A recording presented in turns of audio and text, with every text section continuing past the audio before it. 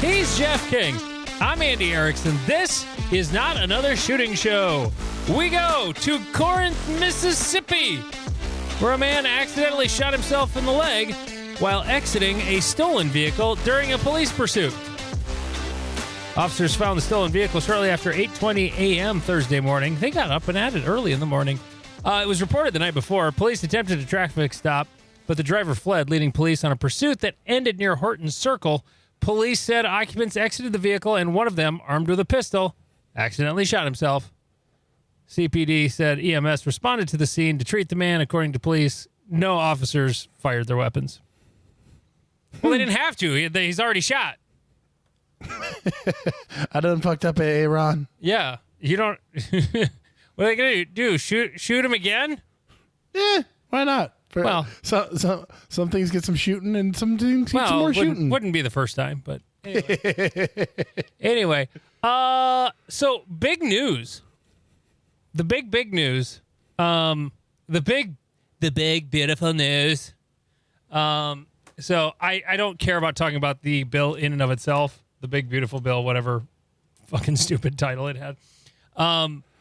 The thing we care about on this show is the fact that while we didn't get suppressors and short-barreled rifles and shotguns and AOWs off the NFA, we don't have to pay $200 for them anymore. At least starting January 1st. Theoretically. Well, where are you finding January 1st? From a reliable source on Instagram who knows his shit, said, what now? From the gun counter. Runs a gun store. Gotcha. And I trust that dude. Gotcha. Because I'm going off of Reddit NFA, and one of their updates said that it could be effective as early as October 1st. So that was the only. But they do say it will probably be January 1st. So I was just checking to see if your source was more reliable. Probably. Because I think that's the default for laws going into effect federally is the first of the year. Right. Because like in my state, the default is July 1st. So. Huh. But our legislative session is always in the winter. It's like January through March. And then the laws take effect the following July. Unless they add an emergency clause, and then they take effect as soon as the governor signs it. Huh. I wonder if that has something to do with like old farmer like timelines. I think it has to do with the fiscal year. But I thought the fiscal year started in October. Well, the South Dakota state fiscal year starts in July. It's whenever you want it to be. As an entity, I thought that was one of those weird accounting things, but whatever. Yeah, it is interesting that this is part of the bill. It was definitely a piece of the bill that I didn't think would make through, but there was a lot of pieces of the bill I didn't think would make through. Anyways, the part that my nerdy ass is stuck on is with the removal of the $200 tax stamp, it invalidates the 1937 Supreme Court ruling that upheld the NFA, which determined that the registry was legal to enforce a tax provision. Right. So, and without the tax... GOA filed a lawsuit against it because of that. Now, the tax was...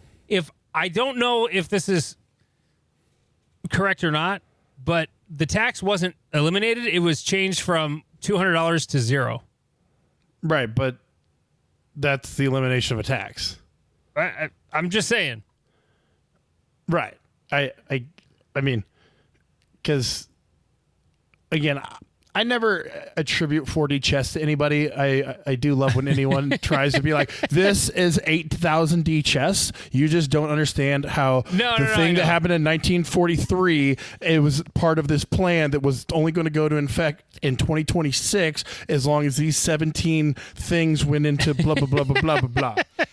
I think they're just fucking idiots, and they're like, $0, fuck it. I don't think they had like, if we take it to $0, that means that we can then sue and get the NFA and blah, blah, blah, blah, blah.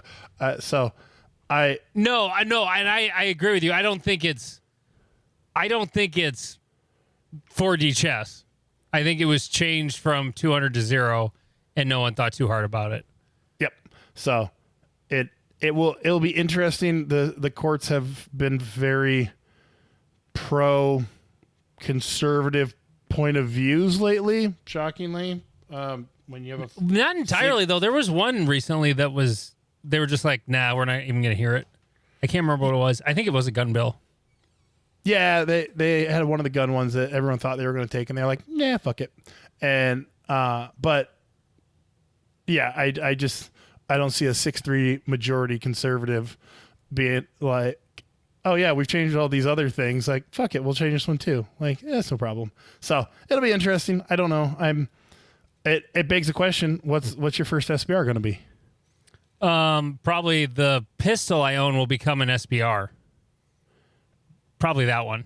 Yeah, your AR pistol you turn into an SBR, or yeah. Are you okay. I wasn't sure if you were like you have a Glock with a with a shoulder stock. Well, no, I mean I might do that too. I might also put a Magpul 4N grip on a Glock 35. Maybe. Right. Yeah, it's less controllable than you think. No, I know, but the point is it was illegal because it's stupid. I mean, right. I mean, it was stupid that it was illegal in the first place. Like, I put this thing on it, and suddenly this is illegal, even though it's stupid. But correct. Would you get a short barrel shotgun?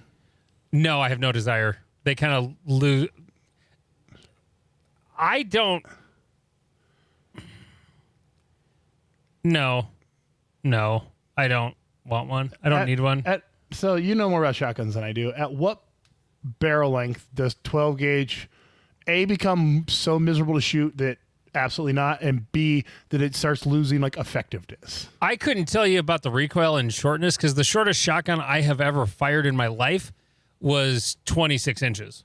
So okay. I've never fired anything shorter than that. Even like a 16-inch shotgun. Well, those are illegal, sir. But no, a 16-inch shotgun is not illegal. That is the legal limit. No, 18-inch. Shotguns were 18. Only the rifles went to 16. Because the M1 carbine. Because the M1 carbine, yeah. No, the shotgun stayed at 18, which is even dumber. They changed the rifles because of that, but they left the shotguns alone. I can tell you this: a 4-inch barreled round of birdshot, 410 birdshot out of a Taurus Judge, it gets pretty damn wide in 5 yards. Right.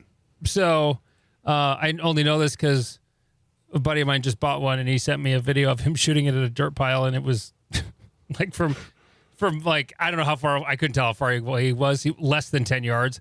And the BBs are just all over the dirt pile. And it was not a large dirt pile. I mean, we're talking like 4 or 5 feet tall. Yeah. But yeah. No, short shotguns don't interest me at all.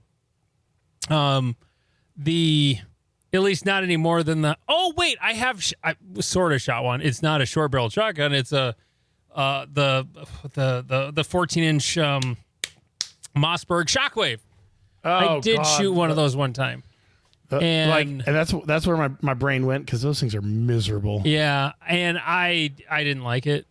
It was, I'd rather have a stock. I just don't care to purchase a short-barreled shotgun. I just don't care. Not at all. Short-barreled rifle? Hell yeah. I would love something else also in 9mm. Yeah. For sure. Some sort of 9mm shorty would be awesome.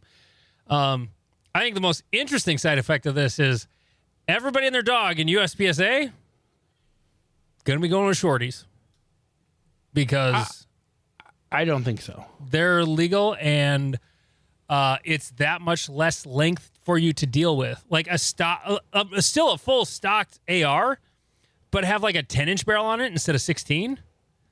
That'd be way more convenient for moving around walls and shit. I don't think so. I think it will stay at least like 14 inches, maybe it goes down to 12, but like there's a reason. Cost is not a limiting factor for a lot of USPSA shooters. I mean, people roll up with $7,000 guns, so that. And I get it that it's hard to move around with an NFA item. technically, but Oh yeah, you have to get permission for the Right. SBRs. but that I've never I rarely see anyone run them that much, even at local matches, especially well. I think because I don't know, I just the recoil and controllability starts to decrease as barrel length decreases, and so it'll be interesting to see. I kind of believe that if they shrink, it'll only be by a little bit, not like super shorties. But No, I don't think you'll see a lot of 6-inch barrels or whatever. I don't even know what the shortest barrel you could get is. But I don't know. I would think it would be easier, but I forgot about the whole, you got to get permission when you cross state lines. Well, someone was telling me recently that's not as big a pain in the ass as it sounds. right, you literally just It's just a form online. Right, it's an online form. You're like, hey, I'm going to go to this range on this day, and they send you like a thumbs up, and you're like, okay, cool, and like no one checks it, so it's Right. that's why I said technically. I always like to shit on the cops around me that whenever we're arguing, I'm like, oh, you're going to check everyone's paperwork for their guns here? It's like, oh wait, yeah, no one gives a fuck, so Yeah. fuck it. But yeah, I don't know. It'll be interesting to see what changes and how, in my perception, how little will change. I think a lot will change. I think people are going to get suppressors left, right, and center. I think the suppressor market is going to die for the next 6 months, and then it is going to be bananas. I can see that, but I would say, like most gun things, people will get them as range toys, and then, but it won't really. I don't know. Well, what are most guns are range toys? Correct, but like, I don't know. I just don't. The value of suppressors, like again, when I was looking into them and like trying to be like, okay, I'm like, what reason am I getting it for? And I came to the conclusion the reason I was trying to get one was not a good reason, and so I never got one. And so I see people jerking off a lot about them, but I feel like a lot of people are going to get them and then be like, oh, well, this was fine. I'll break it out every once in a while, but if I'm going to go shoot, I'll take my other stuff, because the current suppressor nerds are suppressor nerds. Like, we had an entire hour episode with a guy talking about suppressors. Yeah, it's one of our most downloaded episodes too.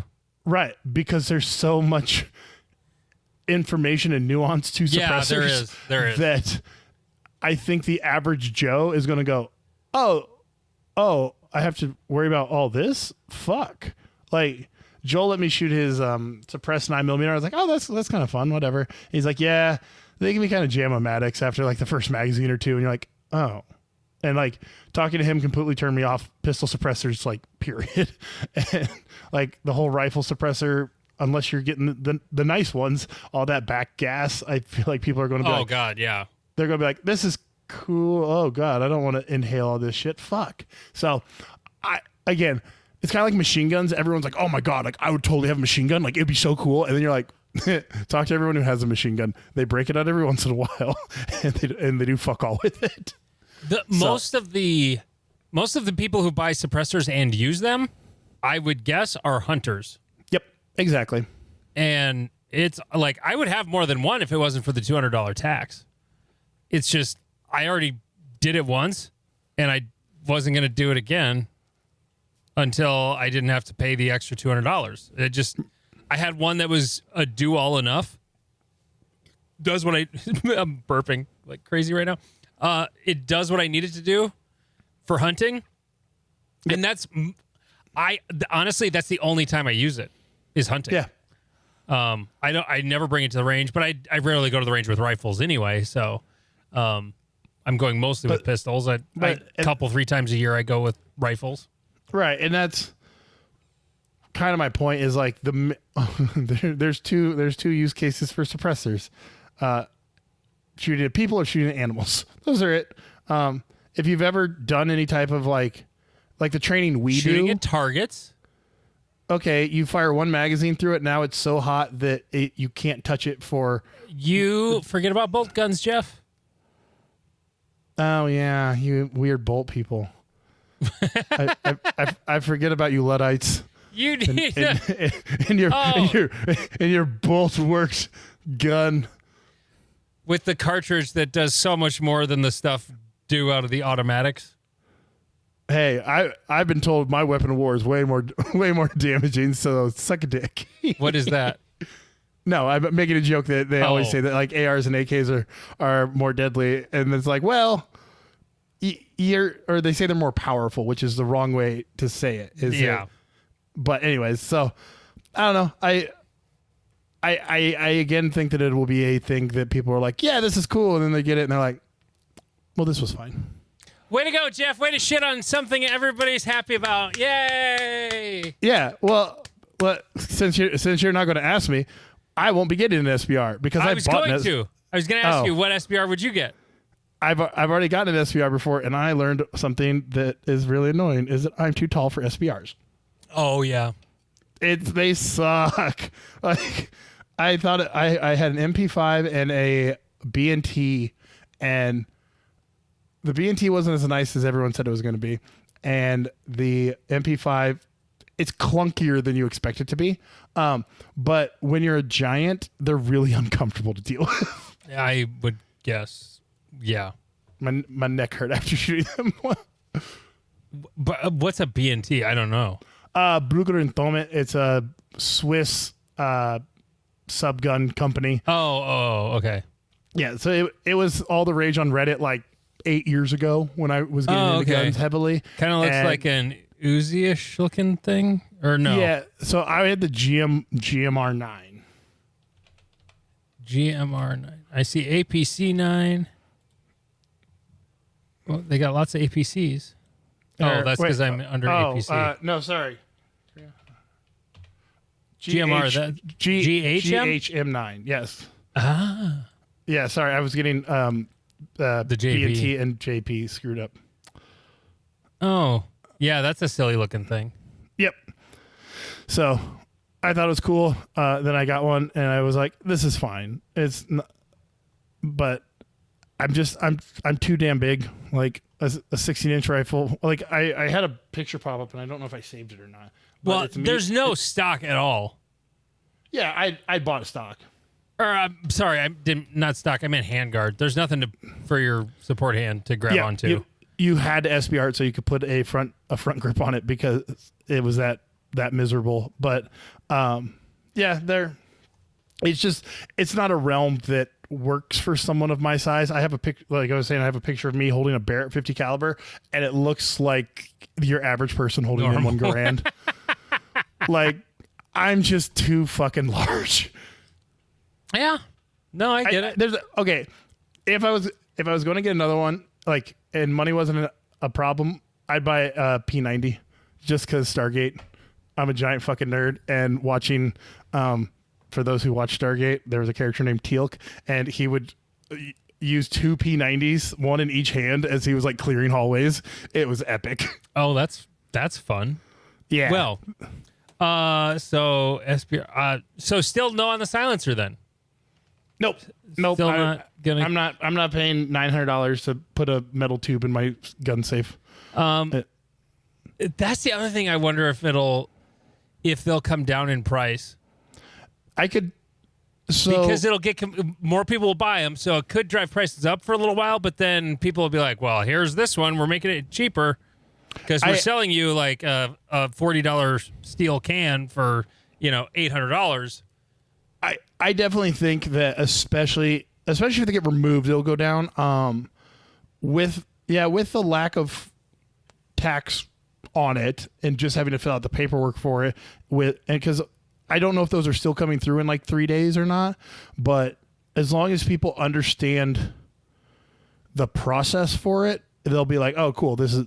And so I could definitely see companies being like, "Oh, now there's an actual market worth us putting the effort of developing for." Yeah, I could definitely see bringing the price down because they should be $100 or $200. Like, there is R&D to it, and there is specialty manufacturing techniques and all that stuff. But $200 is probably not outside of reason for a suppressor. That's what I paid for mine. Now, granted, it was made out of aluminum with steel baffles. It was super cheap. It's a Rebel. But it was like, oh, that plus a tax stamp, that's $400. I'll buy that. Right. You know. Versus these $1,200, $1,500, $1,800 yeah, fuck that. ones. I don't. So, yeah, it could be cool. Again, I don't even keep guns in my normal guns in my safe that I don't actively shoot. Like, I look at my AK in my safe on a regular basis and go, you know, if I didn't think that this gun was appreciating, it would be on the market right now because it just sits there doing nothing. Yeah. No, I mean, I hung on to my Savage 110 Tactical for longer than I should have just because this gun is probably the one that's actually going up in value the most in my safe right now. Turns out the actual best percentage going up was my Smith & Wesson 686. Those things are like $250 more than what I paid for it when I bought it. So someday, I can't remember if I told this on the show or not. My son was like, "Should we get a longer barreled one?" Oh, because we could probably just trade it straight up. Maybe. I don't know. I really like the 4-inch. I think there's a 5 and a 6-inch. I think. But at the same time, I know like, there's 6-inch. Yep. I know there's a 6-inch, but is there a 5? Like, I don't know. Anyway, moving on. Jeff, you shot a match today. I did, and I was not mentally there to start with. My sleep schedule over the weekend was completely fucked. It was great. And I kind of rolled up to the match, was unhelpful like always. I was hoping that you know, I could find some way to be useful. And wait, then was Steven there? He was the match director, and Nick was the stats guy. Oh, because he was supposed to be on our show tonight. Oh, what a dick. Man. Hate him. Anyways, I don't know. I just didn't feel there. And I wasn't the only one who felt that. There were several guys I talked to who were like, I'm here physically, but like in spirit, I want to be in my bed and asleep right now. But overall, like the stages, some are good, some are fine. I had a great mental mistake on my first stage of I just didn't like imprint a plan. I just kind of like was like, oh yeah, do some stuff over there, and I guess I'm do some stuff over there, and okay, go over there and do some stuff. Well, I forgot a target, but so it was this weird L, and the video will be on the subreddit, and it's on my Instagram right now. You start in the front right of the L, and you work backwards. Well, this target that's like staring at you I did not shoot at, but I got to the back of the shooting area, and I was like, I was finishing the 3 targets from there, and I went, I don't remember shooting at that one. Oh, so, that's why you did it that way. Yeah, so I ran forward and was like, nope, I didn't shoot at that one. I thought that was just your dumb plan. Nope. On that last target, I'm like, fuck, I don't think I shot at that one. Shit, I'm going to go up there, and at minimum, all I'm going to do is just point the gun at it. Like, there's no time if I don't have to shoot. And I was like, nope, you didn't shoot at that one. Fuck. So that was bad. And it didn't get a lot better from there. I had a couple. Well, I say that, but I actually shot really well on a couple of the stages, and just overall did fine for how little practice I've been doing and how like I don't know if this is the thing, but it felt like my hands were swollen in the morning. I don't know why. I had a weird hand thing this weekend too. Like they were all crampy and like stiff and so like my hands felt completely off. My forearms are still kind of smoked, and it was huge. Does high lead level cause stiff hands? But may lead to muscle weakness, nerve damage. Doesn't say specifically. Oh, specifically concerning. While joint pain is a recognized symptom of lead poisoning, the provided search results do not explicitly mention stiff hands. Oh, interesting. Okay. But so once the gun started feeling okay in my hand, I was like, oh, okay. And I had one stage that my height was helpful. It was great. They stacked 3 poppers like going up the back of one of our berms. And so for most people, they could kind of see the top edge. I could see them fucking clearly. And I went bing, bing, bing. And I was like, Sure. hell yeah, let's go. And I ended up having a stage win on that one. So that made me happy. But overall, it was a good day. It was, my squad, if you put the right Omaha people in a squad together, that shit runs great. We also had Ben Starrett with us, which was awesome. And we got done 45 minutes before everybody else. Oh, wow. Yeah.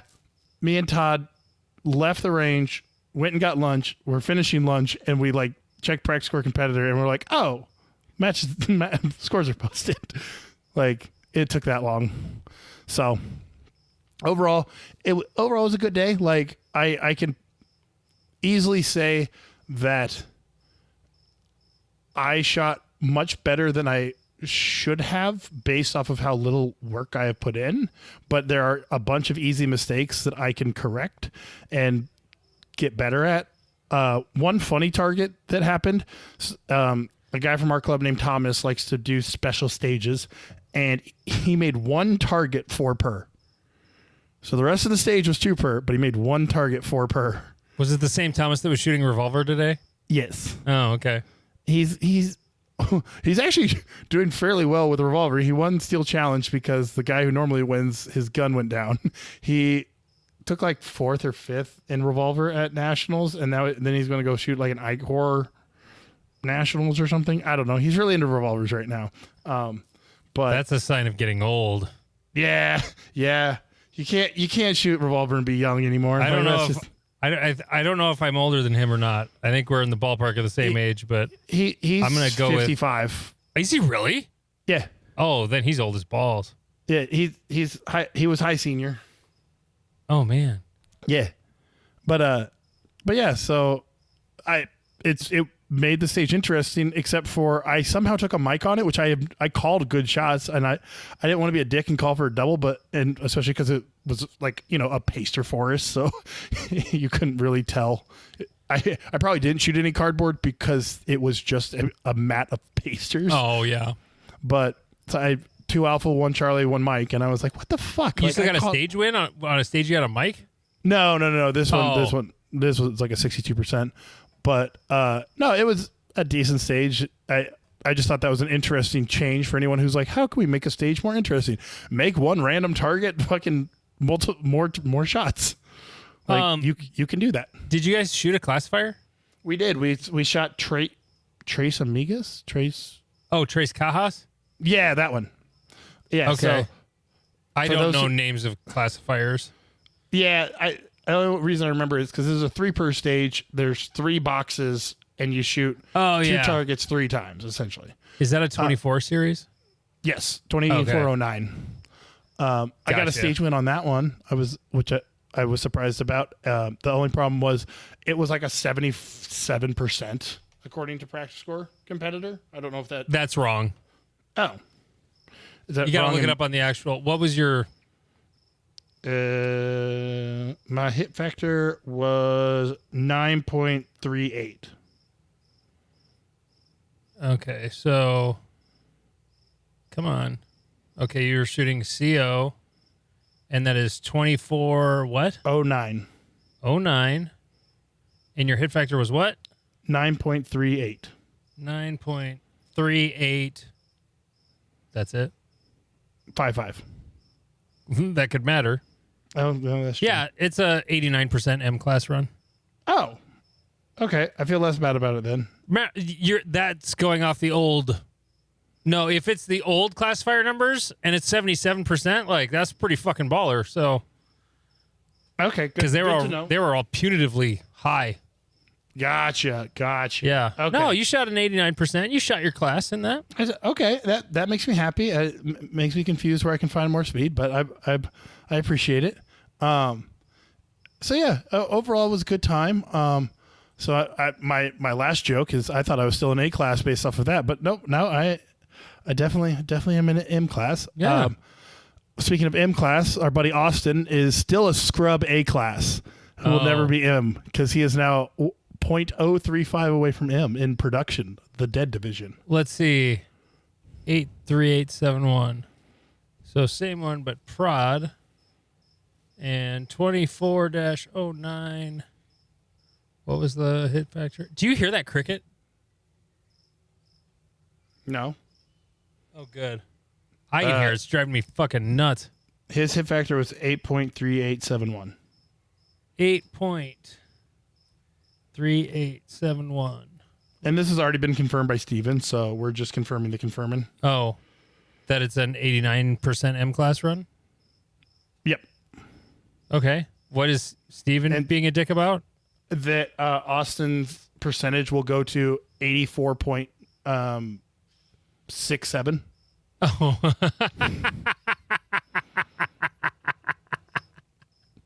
He will not be M class. Oh.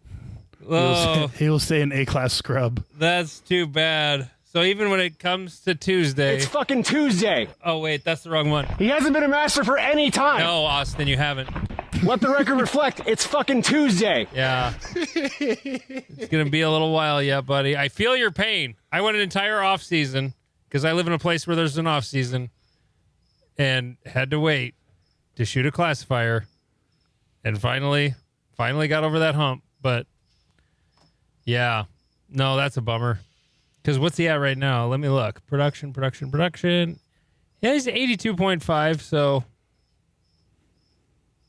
And Steven did the math? Yep. Okay. So bumping a 77 and replacing it with an 89 is not going to be enough? I guess. Bummer. I was just looking back at him. All right. Well, I didn't shoot a match this weekend. I didn't shoot a gun at all. I brought 2 guns to my in-laws for the 4th of July weekend we spent in the teeny tiny town of Princeburg, Minnesota. We didn't even set off fireworks because I forgot to bring them. But what I did do, I didn't shoot a match. I shot a round of golf. Ew. I hadn't played golf in it was before COVID, I think, the last time I played a round of golf. It's been a long damn time. I might have played around with my dad somewhere in there, but I don't think so. I think it was before COVID that I shot a round of golf. And it was sort of interesting how I've learned to do a sport that's very mental and actually learned how to do a lot of the mental part of that game. I'm not great at it, but I have a much stronger understanding of it than I ever have in my life. And as long as I did things correctly in my brain, the golf went pretty good. But because I have no subconscious skill swinging a golf club, because here's what would happen. Okay, the very first, I got a bucket of balls to go practice because I hadn't swung a driver in 6 years. And I used to play a lot of golf. I was never a great golfer. Like, if I was going to compare it, I was a B-class golfer. This is the best I ever was as a golfer. Like, I was capable of doing some good things, but you still just completely shit the bed a lot. So,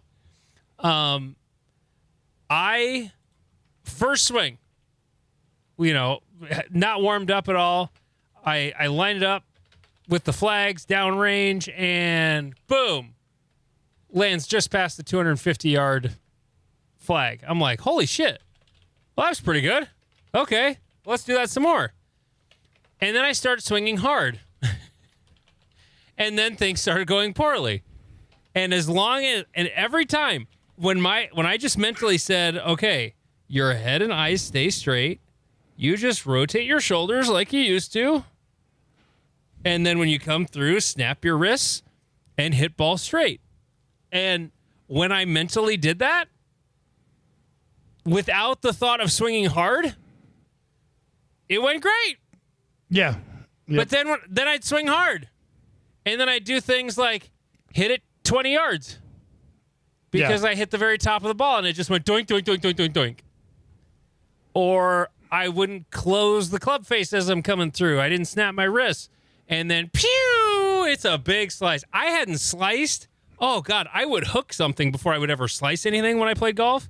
Okay. When I was younger, I would slice a lot. A slice, if you don't know, if you don't understand golf, a slice is when it goes away from you.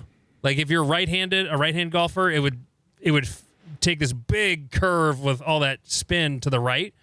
A hook would be like pulling it and the rotation hooks it left. So if you've seen Tin Cup, it's when he's on the line with all the other pro golfers and it goes down the line to the right. Got it. Yeah. Okay. And I like one hole, I had the biggest slice of my life. Like I crushed that ball, but holy shit. The rotation sent it way over into the cornfield out of bounds. Like way over there. But then I had another drive that I whacked like I haven't played golf in 6 years at least, and I had one drive that went damn near 280 yards. Like, which is good, like, for a guy who doesn't play a lot. And I was like, Jesus Christ. But guess what I didn't do? Swing hard. Yep. And so the parallels between shooting and golf were just punching me in the face left and right. When you try too hard, you fuck up. Right. 100%. Oh, yeah. That anytime someone says, I'm going to shoot this stage fast, it always goes to shit. I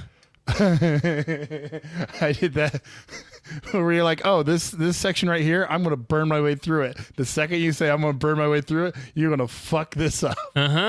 You certainly are. So, no, it was fun. I hadn't played golf. I shot a 50 on a 14 over on a par 36. It's a fun little, if you're ever in Raymond, Minnesota, they got a nice golf course there. Nice little 9-hole. It's a fun course. But if you don't care about golf, then you don't care about golf at all. Raymond, Minnesota. Raymond, Minnesota. In another town right near my wife's hometown, Clara City. They all say Clare City, but it's Clara City, Minnesota. They had a phone booth until like 3-4 years ago. Like a full phone booth, like where Superman would change into his, So they don't have homeless people? No. No, God, no.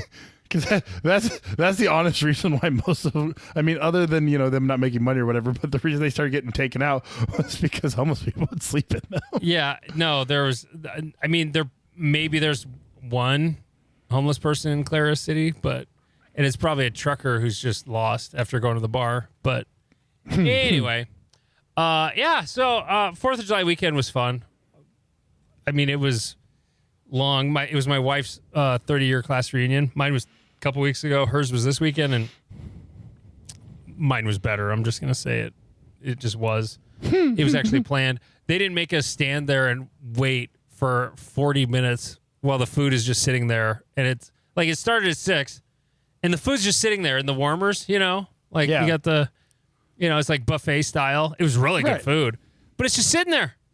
Just fucking sitting there. And we got to stand here and wait because we're waiting for somebody to start the party. It was so confusing. It was this. Oh, God. That's when you break the Midwestern dam by being the first one that just walks up to you like, hey, I'll take a plate and I'll just load them up. No, my wife told me not to do that because she was. There was a schedule. Had I done that, it would have been. I would have made all the Dutch people angry. For sure. Don't make the Dutch people angry. Oh, no. Oh, no. No. The funny thing is that voice, I'm pretty sure that voice comes from the Norwegians. But anyway. We waited 40 minutes. We had to play this silly game first. The thing started at 6 o'clock. I'm hungry as shit. We'd been at the lake all day. I was the first to go get a beer. It's in this brewery, and none of these people are drinking.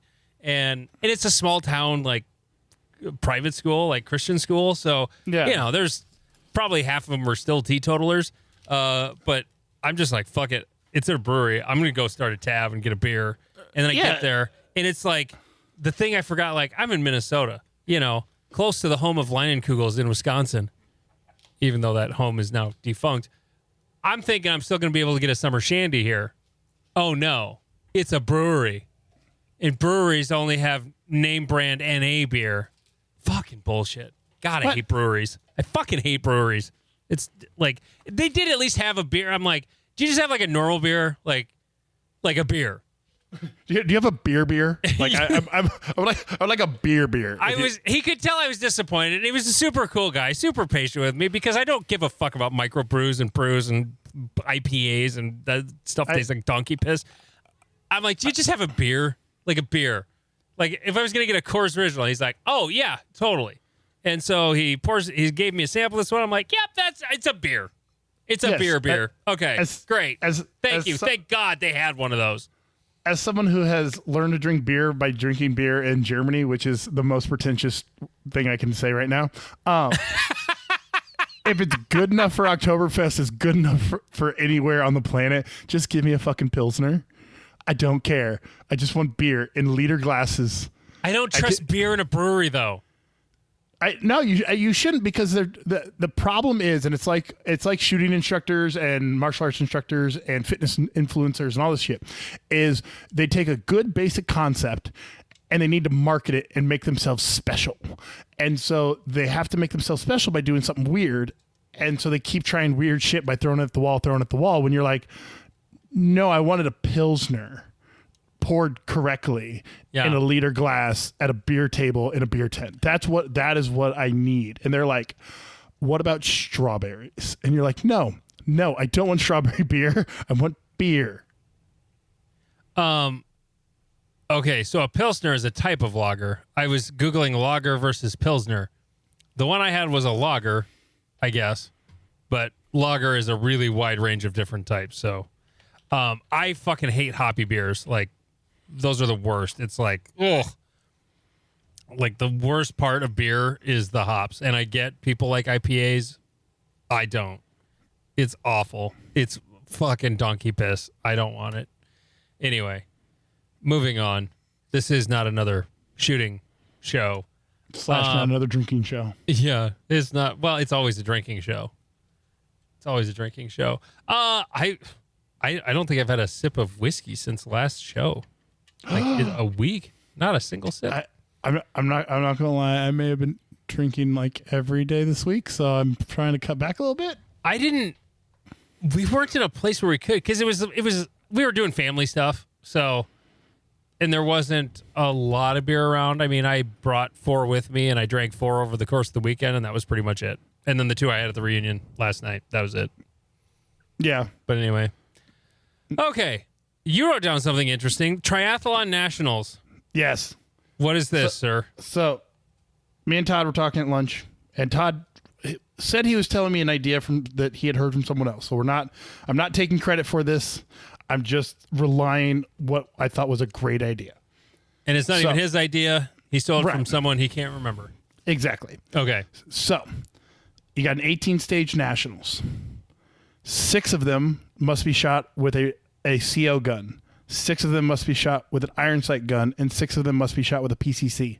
Ooh. And so I like it. Each section is set up for that gun. So okay. you have I was going to say, could you choose which gun you use for that section? We thought about that, and like you could do it that way to a degree. But everybody would do it the same way. Right. It would end up either that, or people would game like, oh, I'm bad with this gun and this is low point, so I'll just eat this one. Yeah. And then on the hard shots, I'll use my PCC on this one. Yeah. Because one of the things that we always talk about when we're talking about stage design, especially for USPSA, 3-gun, 2-gun, all that stuff, is trying to build a stage that's fun for different divisions is difficult. It's very difficult. Mm-hmm. It's better if you build a match around the gun that's going to be shooting it. So a rifle match works. A PCC match works. A revolver match works because everyone's using the same equipment. Uh-huh. So you dictate, all right, zone 1 is CO. And the stages are built with the idea that the people shooting this will be using a CO gun under CO rules. End of equation. Then you go to the iron sight one. That one we had a conversation. Do you do production? Do you do limited? Do you do minor power factor, major power factor? That's up for conversation. But it is the iron sight zone. You must shoot your iron sight gun. I would just say it's limited. Minor. I want to say minor, but like I don't know if technically this isn't even USPSA. Like, no. Okay. Yeah. Like So- I'm trying to make it USPSA, but like I don't think it legally could be. Right, but I don't think you can legally dictate that you would have must to be change your outlaw. gun. Yeah, and then a PCC 6 PCC stages that are PCC designed so that they're taking advantage of the range and they're dealing with short or like difficult movements around walls and stuff like. And so that way, Christian Seiler has said, "I've never shot an iron-sighted gun before." Okay. Now I'm not saying he's going to pick one up and be like, I don't know how this thing works, but I bet he could pick it up kind of quick. I bet he could, but Max Leograndis isn't a bad pistol shooter if I'm remembering correctly. I think he's won a nationals in a pistol division, Right. like So limited or single stack or something. So or he's can his competed anyway. Right, and can his PCC overtake? So it's just another, we do all these nationals for all these different guns. Well, why not turn it into something kind of interesting? We do, Jeff. It's called multi-gun. Yes, and multi-gun should be run exactly like I'm describing. There should be. I'm talking to you, motherfuckers, that want me to come to nationals. You should have shotgun only stages, rifle only stages, and pistol only stages because that's when you're going to test the skill sets. The year I shot it, there was a pistol only stage. There were shotgun only stages, but that were brief. And well, that was all the third day though, when there was like rifle sort of classifier type stages.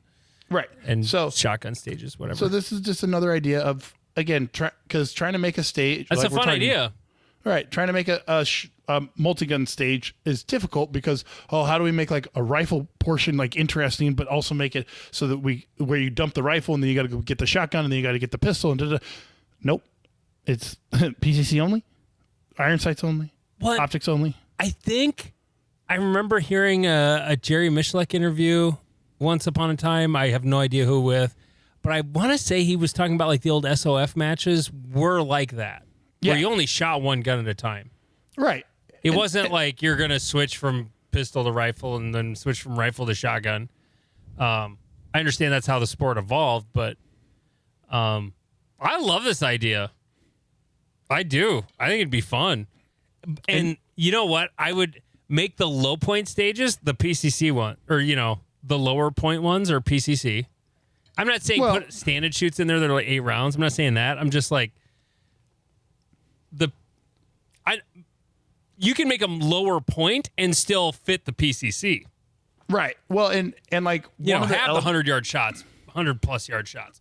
Right. And or you could do, kind of the IPSC style of like one big one, 2 mediums, and 3 smalls for that 666 idea, and actually make PCC reload, make iron sight shoot long shot. Like you can do all kinds of stuff with this, and then you talking about it right now made me realize you'd have to make it for scoring purposes. It'd have to be minor all the way across the board. Yeah, and that would make scoring much easier. But yeah, I think it'd be a cool little thing, and it doesn't need to be a nationals to start with. Like, if you've got 12 bays or enough space to put 12 stages on X number of bays, and think you could make a cool couple PCC stages, a cool couple iron sight, cool couple red dot stages, you could do this at bigger ranges to try. My range could do it. We've got 2 long rifle ranges. We could easily do it. We would have to be a little careful if we're using all 3 of the pistol bays, but we could definitely do it. Or we could just use part of that last pistol bay and then like leave the bay, go south, and then shoot down the 300 for, the long shots or whatever. And I mean, this would require a lot of logistics, but you could do it over 3 days. Like if for the bigger clubs that have a large local population, you could literally do, okay, on Friday we're doing, or Saturday morning we're doing the red dot portion of it. Saturday evening we're doing the iron sight portion of it, and then Sunday we're doing the PCC portion of it, and just, set up the different stages for each flight, essentially, and just leave everybody in the nook. Would it be a CO gun or like LO? Might as well just be LO because the difference isn't that much. Right. At that point, again, I will always argue against the Magwell as a concept, but but yeah, an LO or CO, I don't. You could even go the old hit factor rule book from last year. Well, it has to be LO anyway, so sure, why not? Yeah, and so you have enhanced pistol, which is basically LO, and then enhanced irons, which is essentially limited but make it minor, and then PCC.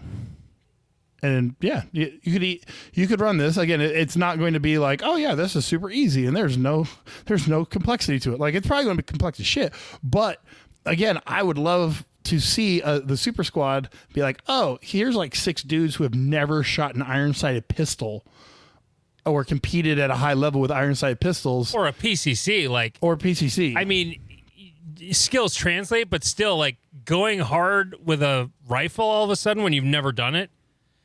Yeah, it's not hard, but it's still different. Like, I feel faster with a pistol than with a rifle. Yep. 100%. Yeah. Unless it's a stage with 50-yard shots. Then I'm like, oh, I think I'd rather have the rifle. But yep. No, I like your idea. I do. On that note, I was having a text conversation with Vince, Stonebridge Gunworks Vince. Drink. I don't remember how it started, but he sent me a text about, like often people do, they'll send a message or a text or a comment, and I'll be like, I'm sorry, what were we talking about?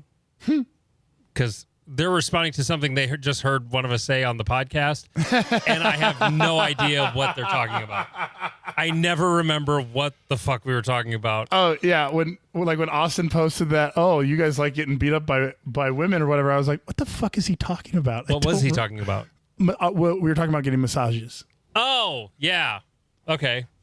So in the future, when you go to make that comment or text or message or whatever, include what we were talking about. It'll help us understand what you're talking about, because you might just get, thanks. I don't, because we literally forget about what we talk about the second we log off. Yeah, no, I might remember something if I do re-listen to the whole thing, but unless I got to do a major edit, I don't listen back to the whole thing right away. I usually do eventually. I literally told Andy for this episode, hey, let's use that cop getting shot by her own SIG. And he went, we did that last week. I was like, oh, okay. We just had the story before the video was out. So here's what Vince and I got talking about was the concept of DVC, okay? Accuracy, power, speed. And I don't remember exactly where we started in this. But what eventually the conversation led to was, I think minor power factor, the minimum, the floor should be higher. Agreed. Like maybe, and like the first thing I said was like 135. Yep. And because we were debating about, I remember how it started. It was the speed part, like long runs. That's what he texted about, was like long runs in a match.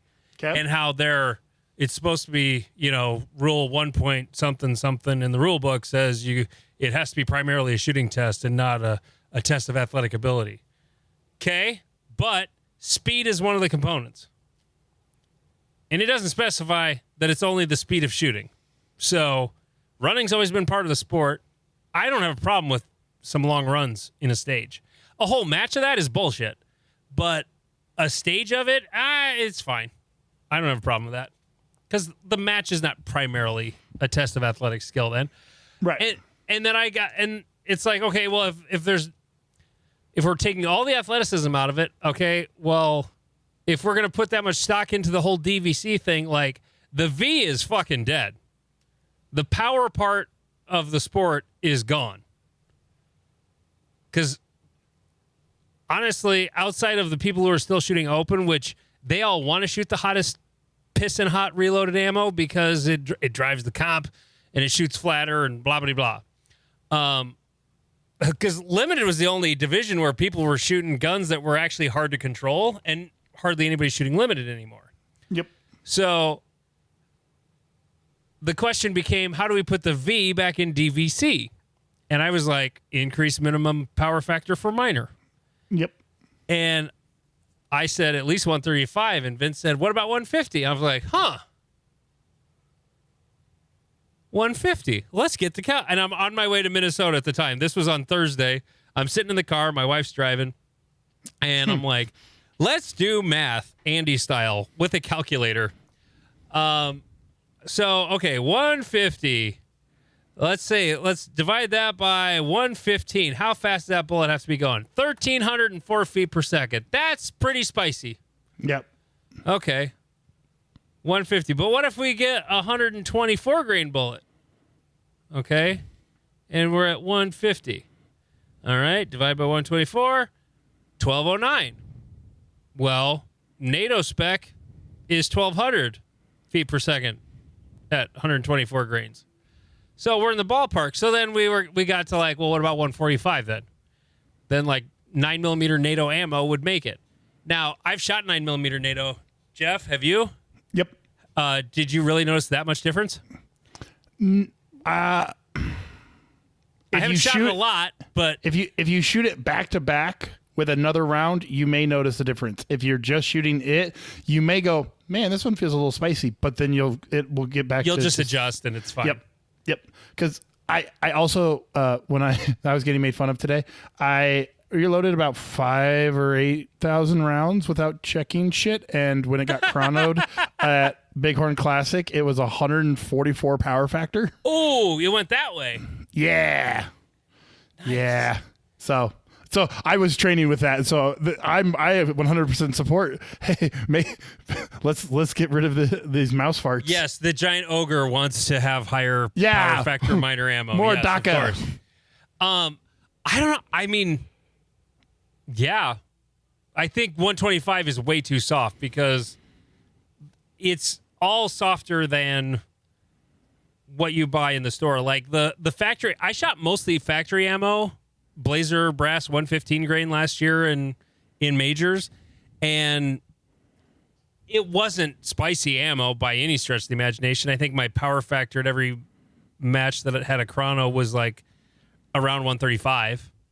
But the thing I found interesting was as I was looking at the specs on ammo, if they actually do publish the velocities, a lot of like the Blazer stuff, man, you'd have trouble reaching 145 with anything Blazer. About the only stuff that would make it, or even 135, some of the Blazer you'd be on the edge. Like I just said, 115 Blazer was like right around 135. Well, if that was minimum, it was a little tight. The only stuff that I came across that was, and I didn't comprehensively look. I basically looked at Blazer and I looked at Fiocchi Range Dynamics or whatever, and theirs was like 124s at 1150 and 115s at 1200. So they would make 135 but not 145. So it'd be interesting. I don't know what if it was gonna. I think 150 is out of the equation. That's too much for minor. Somewhere between 135 and 145 though, I think is the right call. So my initial reaction is at least bump it up to 130. As oh just God! If that's all you do, then it's pointless. Well, it eliminates a level of the mouse fart. Because like you said, you don't want to create a situation where you go buy factory 9mm and show up to a level 2 and you're like, oh cool, you're shooting sub minor. Yeah. And so well, that's part of the sport though. You got to take care of your ammo. I mean, well, but like you said, Blazer is barely making 132, 134 on a regular basis, and you take into account chronos and shit and fucking atmospheric conditions, you're gonna have an approved ammo list that companies can buy their way onto, and certain team captains can bring their own ammo and call it certified ammo and all that fucking bullshit. At Minnesota section last year, my 115 Blazer Brass was the bullet they weighed was 114.1, so that didn't help. And then the velocities were 1125, 1179, and 1177. Power factor average of 132. Yep. So there's if you raise it to 135 or 140 even, you're going to have to be like, hey guys, you're going to be required to go buy lawmen or like spicier ammo just to compete. And I don't think that is, while I support it as a non-victim weight human, I see it as a annoying barrier of entry. Yeah. In a sport that is already kind of struggles with retention and getting new people. That brings me to the next question. Is power an antiquated thing to test? 100%. Yeah, that's kind of what I thought too. Yeah, because this all goes back to trying to soothe the egos of people who shoot 45. Two world wars. It all goes back to these dudes who were trying to justify why the 1911 was the greatest handgun that was ever made, and there was never any question about it because it's put more people to open than any other handgun. Correct. And if you go back and learn about the 45 tests that were done, they would literally go buy cows from the slaughterhouse and shoot them and watch them die. Like, that's what all this information is based off of. And so this is also antiquated conversation because we're basing it on an idea of stopping power is where it all starts. Yeah. Which was shown to be a fake concept. Yes. Difference between 9mm and 10mm out of a pistol is negligible when it comes to actual terminal ballistics. Right. What they were actually dealing with was guys on drugs, and they had incidents where guys who could shoot shot well with a 45, and guys who did not shoot well with possibly like a sub-loaded 38. Yeah. And they're like, oh, better. And that is what this all goes back to the fucking Philippine Wars in the late 1800s, early 1900s. It's like, this is how long ago this dumb conversation started. And bullet technology has improved. All medical data from all defensive classes and things has told us more bullets, more better. And doctors cannot tell the difference between 0.38, 0.4, and 0.45 when they're stitching up the hole in someone's body. I don't know if I ever told this story about when my dad was in the hospital after he shot himself in the hand. The orthopedic surgeon comes in and he says that, the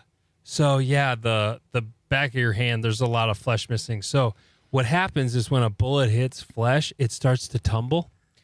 And this is a 9mm critical duty or critical defense out of a M&P shield. And as soon as he said that, I looked at Dad, and Dad looked at me, and he just shook his head no. Right. Like, just don't do it. Because I wanted to go, well, actually, doctor, you may be a doctor, but you don't know shit. And the fireball coming out of that gun did more damage to his hand than the tumbling bullet did, for fuck's sake. Right. Anyway, but he just shook his head at me like, no, don't be that guy. And I'm glad he did. Right. Well, and so the whole power conversation, it exists because in the 70s and 80s when people were like, oh, this 9mm, I can shoot it easier, better, stronger, faster. Like, I don't need a 1911 45. They had to create special rules so that the 45 remained relevant. Like, that's where this whole conversation comes back to. Yeah. And you do have to make a floor somewhere, because some guy posted today about, I want to shoot competition with a 5.7. And you're like, no, you cannot shoot a fucking 5.7 at a match. You're going to wreck all the steel. Exactly. And that was the biggest one. And so, yeah, you do have to have a floor, because if you don't put a floor, then guess what? We're all getting 32s. So maybe there is like a level of adequacy, but the higher power conversation is 100% about coddling people who don't want to switch to the more superior tool. That also led to a conversation about 10 millimeter and spicy ass ammo, and all he messaged me back was Underwood for the win, and I started shopping on Underwood ammo for their 10 millimeter shit, and they've got some spicy meatballs for a 10 millimeter. Their bear defense round, I'm ordering some of that shit when I go hunting in Montana. It was we talked about this one before, for sure. No, we have, but it wasn't. I don't think it was this cartridge. Like, it made my spicy ammo look wimpy. Like, very, very wimpy. Let's see, where was it? Extreme Hunter, not that stupid, goofy penetrator bullet shit. Fuck. Flat nose. I don't want 15% off right now. God damn it. Oh, here it was. The 200 grain flat nose hard cherry coated hard cast bullet. 200 grain bullet. 1,250 feet per second. Which isn't a great velocity, but 200 grain. Like, factory 9 millimeters not going that fast, and it weighs almost half that. Yeah. So this is why we need to get NAS branded 10 millimeters. I 100% support this idea. Oh, there's a 220. How fast is that one going? Holy shit. 1,200 feet. 220 at 1,200 feet a second. Jesus Christ. Oh, my God. God. Well, okay. Do I get the 200 grain to kill a grizzly bear with my Glock 20, or do I get the 220 grain? One is 694 foot-pounds at the muzzle. The other one's 704. I mean, if you're doing it anyways, go big or go home. So just get the bigger bullet. Yeah. What? I wonder how awful it is to shoot that shit. I bet it is fucking miserable. Oh, it looks like fun. And then I'm sure Buffalo Bore has like a plus P round. You know they do. Oh, 100%. Like, 100%. They're fucking bananas with the loads they sell. Oh my God, it's so fun.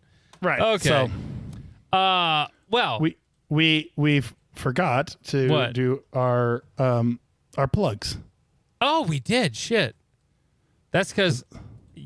So, Jeff, here's why I don't type things in above them, because that's the reminder to do them. Minor details. Patreon.com/Not Another Shooting Show. It's only $3.57 a month. You get the entire second episode well, not for free, but you get all of the second episode. Our Reddit, r/NASS on Reddit. That is the NAS subreddit. It was busy over the 4th. Thank you, Craig, for just saying Happy 4th of July, motherfuckers. That was kind of... It was like, that was uncalled for, but fun. I loved it. Speaking of the Reddit, I'll bet a paycheck this is Austin. It sure is. Steven did math for me. I'm going to be 0.35 shy of M class. Big sad. But hey, Austin, you're probably going to be the number one production shooter in A class in the country. So congratulations on that.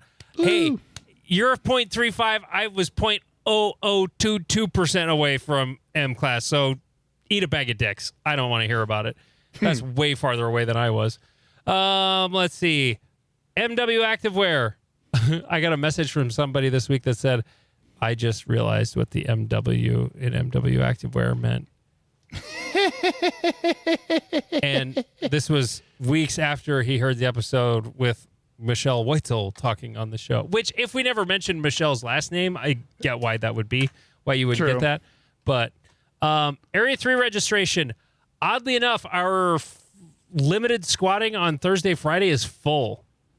There were some people who were wanting to shoot it early with staff, and that's all full right now. There is a reserved squad that there's literally nobody on, and Bruce asked me today, hey, should we open that up? I'm like, I think I'd rather see Friday, Saturday fill up a little more first. Right. So it's getting down there. It was in the 70s of people registered. I can look real fast because I happen to have the practice score page up. There are 63 spots left in the match. So, yeah. Get signed up. September is less than 3 months away. I'm actually going out to Rapid City this coming weekend, to go do some planning. I've got Sherwin's old Area 3 trailer that Scott Arnberg arranged for Earl to bring to Omaha, and then I drove it to Sioux Falls and drove into that nasty wind and got like 5 miles a gallon the whole way up here. Nice. Little truck. That trailer is not meant for a regular half-ton Silverado, but I got it there. Yeah, gonna go out there, do some planning. I guess most of the range where the match is happening is done. Like, all the shelters are built. Like, everything's pretty much done on that end. All the work's being done on the other end of the range now, where we're not really going to be hanging out for the match. So that's kind of cool. Free State, it's sold out. Wait list is there. August 30th down in at I forgot the name of the club. Mill Creek. Mill Creek, yeah, outside of Kansas City. And the Iowa Cops match is July 27th in Ankeny. I was hoping to have Steven here because I wanted to talk. I didn't even care about how shitty he shot. I just wanted someone who was at Nationals to talk about Nationals. Yeah, that was going to be the hope. But that was the whole time, point. Maybe. I didn't even really want to make fun of him much. I just wanted to hear about what he thought of Nationals. So, yeah. So there's that. Let's see. Okay. The last episode, the cover art, or not the last episode, but two episodes ago, episode 142. There's a picture, a close-up of a wall with 2 bullet holes in it, and an unidentified PCC shooter standing there blurry in the background with his thumbs up. I took the picture and decided I was using it for that cover, and I forgot to mention it in the episode what the fuck that picture was all about. So I want to mention it now because it was funny. It was so funny. It's my buddy Josh. He was the match director for Great Plains this year, and he was shooting PCC, and this was on the classifier we shot at our last club match in Canton. And he forgot about height over bore. So he got there, and he goes, whap, whap, and the wall just fucking explodes twice. Just, splinters are flying everywhere from this. And the 2 bullets, if you go back and look at that cover, or it's on my Instagram too, those bullet holes are touching. Of course, he's like, the muzzle is like basically pushed right up against it. And then he leans out a little further and shoots it again. And actually hits it. And half of us are like, we're bent over laughing. And then afterwards, I'm like, Josh, pose. And then I got that. I thought it was a great photo. I thought it was hilarious. But anyway, So if you're wondering what that cover was all about, the picture of the blurry guy with the 2 holes in the wall, it was someone who forgot about height over bore with the PCC when they got too close. And his name is Josh. Okay. Anything else we have to hit in this one, Jeff? No, I think Are we done? Did we do it this good? Dead horse. Maybe I think we did. I think it's done. It's dead. All right. Well, thank you so much for listening, everybody. We really appreciate it. He is Jeff King. I'm Andy Erickson. This is Not Another Shooting Show.